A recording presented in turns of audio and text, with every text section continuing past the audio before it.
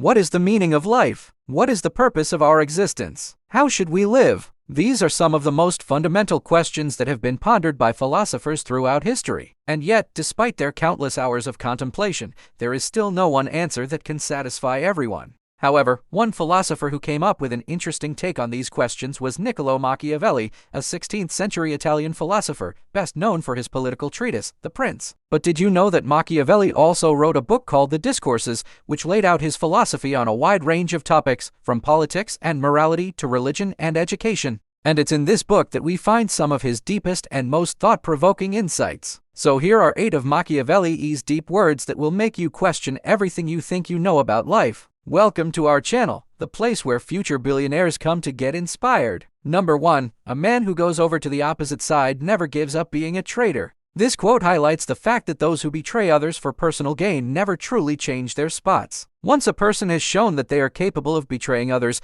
they can never truly be trusted again, no matter how much they may try to hide it. Number 2. It is better to be feared than loved if you cannot be both. This famous quote from The Prince is often misinterpreted as a justification for ruthless and tyrannical behavior. However, in the Discourses, Machiavelli presents a more nuanced view of the relationship between fear and love. While he acknowledges that fear is a more effective tool for maintaining control, he argues that it should not be the primary objective of a ruler. Number 3. One cannot be too cautious in a world where everything is deceptive. In a world where everything is constantly changing and nothing is certain, it is essential to be cautious and not trust appearances. Number 4. There is no greater deception than that which a man applies to himself.